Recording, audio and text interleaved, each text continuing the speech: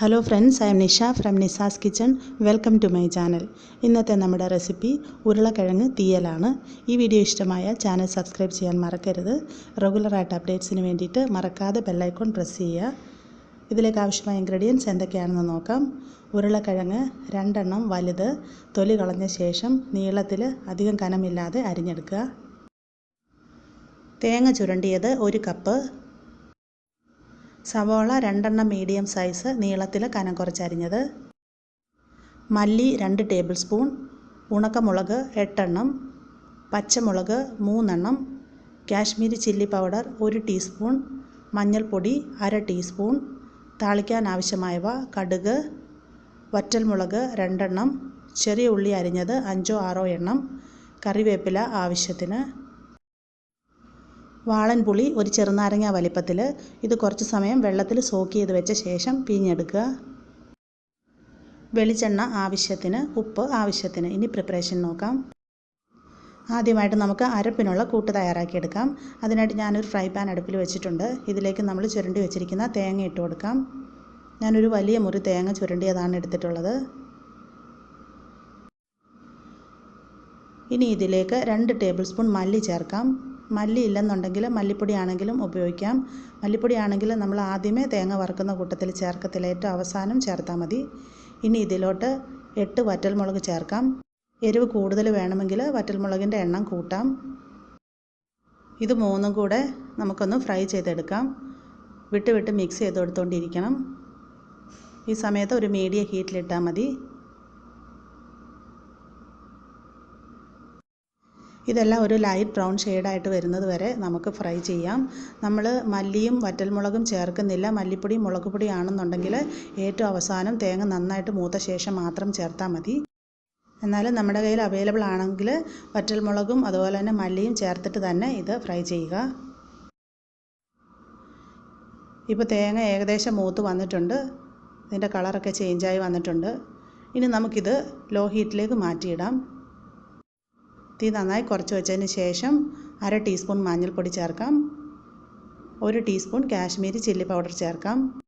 Kashmiri chilli powder നമ്മൾ എരിവിനായിട്ടല്ല, നമ്മുടെ കറിക്ക് നല്ലൊരു കളർ കിട്ടാൻ വേണ്ടിയിട്ടാണ് ചേർക്കുന്നത്. ഇനി നമുക്ക് ഈ പൊടികൾ നന്നായിട്ടൊന്ന് മൂത്ത് വരുന്നത് വരെ വീണ്ടും ഇതിനെ ഫ്രൈ ചെയ്യാം. വിട്ട് മിക്സ് ചെയ്യാൻ മറക്കരുത്. അതുപോലെ തന്നെ ഒത്തിരി ഡ്രൈ ആയിട്ട് തോന്നുവാണെങ്കിൽ ഇതിലോട്ട് കുറച്ച് വെളിച്ചെണ്ണ ഒഴിച്ച് കൊടുക്കാം. ഒട്ടും കരിഞ്ഞു പോകരുത്. അങ്ങനെയാണെങ്കിൽ നമ്മുടെ കറിയുടെ ടേസ്റ്റ് തന്നെ മാറിപ്പോകും.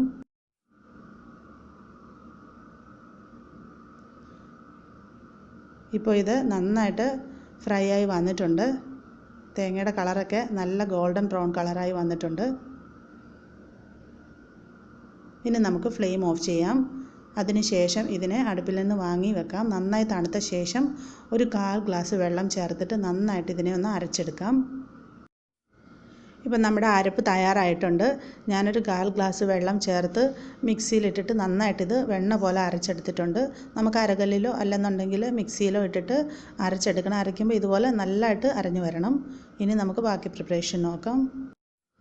ഞാനൊരു വൈഡായിട്ടുള്ള പാൻ അടുപ്പിൽ വെച്ചിട്ടുണ്ട്. ഇതിലേക്ക് 2-3 ടേബിൾ സ്പൂൺ വെളിച്ചെണ്ണ ഒഴിച്ച് കൊടുക്കാം.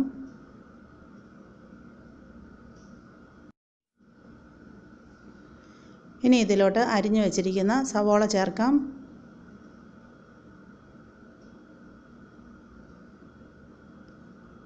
പച്ചമുളക് ചേർക്കാം. കുറച്ച് കറിവേപ്പില ചേർക്കാം. ഇനി ഇതിലേക്ക് കുറച്ച് ഉപ്പ് ചേർത്ത് കൊടുക്കാം. ഉപ്പ് ചേർത്തിട്ട് നമ്മൾ സവോള വഴറ്റുമ്പോൾ വളരെ പെട്ടെന്ന് മൂത്ത് കിട്ടും.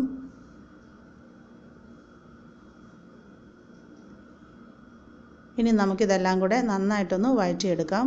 ഒരുപാട് മൊരിഞ്ഞ് വരേണ്ട ആവശ്യമില്ല. ഇതെല്ലാം നന്നായിട്ടൊന്ന് സോഫ്റ്റായി വന്നാൽ മതി.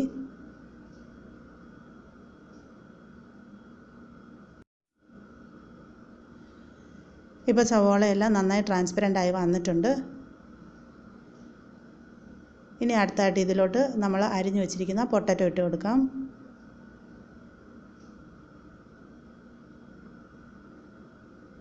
മിക്സ് ചെയ്യാം. ഒരു 2-3 മിനിറ്റ് ഇതിനെ ഒന്ന് വഴറ്റാം.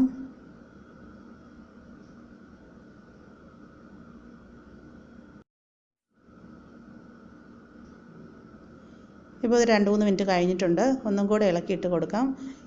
ഇനി നമുക്കിതിലോട്ട് അടുത്തായിട്ട് വാളൻപുളി പിഴിഞ്ഞെടുത്ത വെള്ളം ചേർക്കാം.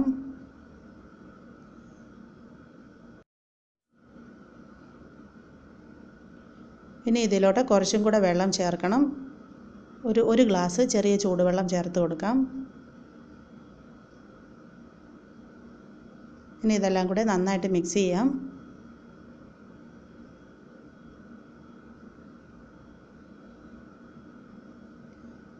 ഇനി നമുക്കിതിനെ അടച്ചു വെച്ചൊന്ന് വേവിച്ചെടുക്കാം.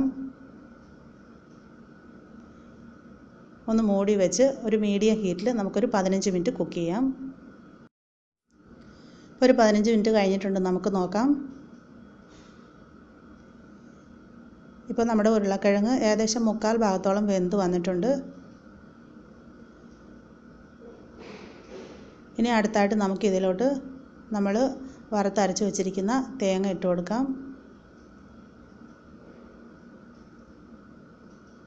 അരപ്പ് നമ്മൾ അരച്ചെടുക്കുമ്പോൾ ഇതുപോലെ നല്ല വെണ്ണ പോലെ അരച്ചെടുക്കാനായിട്ട് ശ്രദ്ധിക്കുക. നന്നായിട്ട് ഇതിനെ ഇളക്കി യോജിപ്പിക്കാം.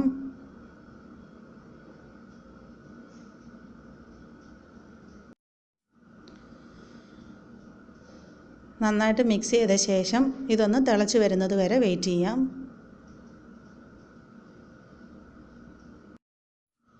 ഇപ്പോൾ ഇത് തിളച്ച് തുടങ്ങിയിട്ടുണ്ട്. ഇനി ഇതിലോട്ട് നമുക്ക് കുറച്ച് വെള്ളം ചേർക്കാം. നമ്മുടെ അരപ്പ് നന്നായിട്ട് കുറുകിയാണ് ഇരിക്കുന്നത്. ഞാനൊരു വലിയ കപ്പ് വെള്ളം ചേർത്തിട്ടുണ്ട്. നന്നായിട്ട് മിക്സ് ചെയ്യാം. ഈ സമയത്ത് ഇതിൻ്റെ ഉപ്പും പുളിയും ഒക്കെ നോക്കാം. ഉപ്പ് കുറച്ച് കുറവാണ്. കുറച്ചും കൂടെ ചേർത്ത് കൊടുക്കാം. പുളി കുറവായിട്ട് തോന്നുകയാണെന്നുണ്ടെങ്കിൽ വാളൻപുളി പിഴിഞ്ഞ വെള്ളം കുറച്ചും കൂടെ ആഡ് ചെയ്താൽ മതി. മിക്സ് ചെയ്യാം.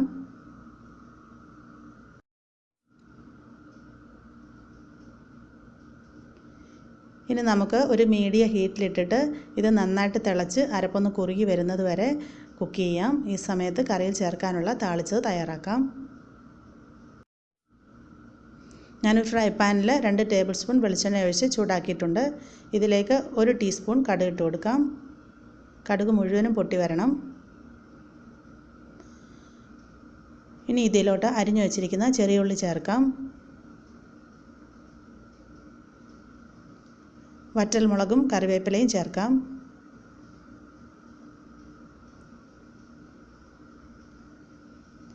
ഇനി ഇത് മൂന്നും കൂടെ നമുക്ക് നന്നായിട്ട് മൊരിയിച്ചെടുക്കണം.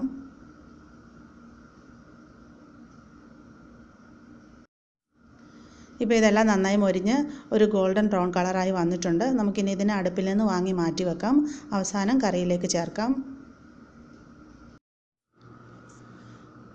ഇപ്പം നമ്മുടെ കറി നന്നായിട്ട് തിളച്ച് ഇതിൻ്റെ ഗ്രേവിയൊക്കെ നന്നായി കുറുകി വന്നിട്ടുണ്ട്.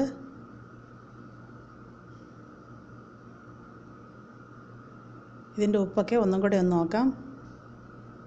ഇപ്പോൾ എല്ലാം പാകത്തിനുണ്ട്.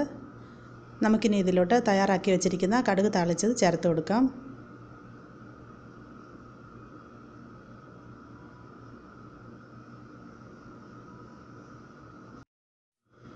ഒന്ന് മിക്സ് ചെയ്യാം.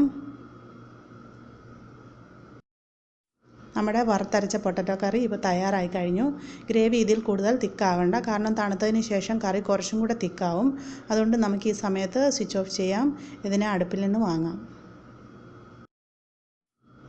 നമ്മുടെ പൊട്ടറ്റോ തീയൽ ഇവിടെ സെർവ് ചെയ്യാനായിട്ട് റെഡി ആയിട്ടുണ്ട്. ഇത് വൈറ്റ് റൈസിനൊപ്പം വളരെ നല്ല കോമ്പിനേഷനാണ്. എല്ലാവർക്കും ഈ റെസിപ്പി ഇഷ്ടമായെന്ന് കരുതുന്നു. ട്രൈ ചെയ്ത് നോക്കാൻ മറക്കരുത്. ഇഷ്ടമായെങ്കിൽ വീഡിയോയുടെ ലിങ്ക് നിങ്ങളുടെ ഫ്രണ്ട്സിനൊക്കെ ഷെയർ ചെയ്ത് കൊടുക്കുക. അതുപോലെ നിങ്ങളുടെ അഭിപ്രായങ്ങളും നിർദ്ദേശങ്ങളും എല്ലാം താഴെ കമൻറ്റ് ബോക്സിൽ എഴുതി അറിയിക്കണം. നിങ്ങളുടെ സപ്പോർട്ട് വേണം. അതുപോലെ ചാനൽ ഇതുവരെ സബ്സ്ക്രൈബ് ചെയ്തിട്ടില്ലാത്തവർ സബ്സ്ക്രൈബ് ചെയ്യുക, സപ്പോർട്ട് ചെയ്യുക. താങ്ക്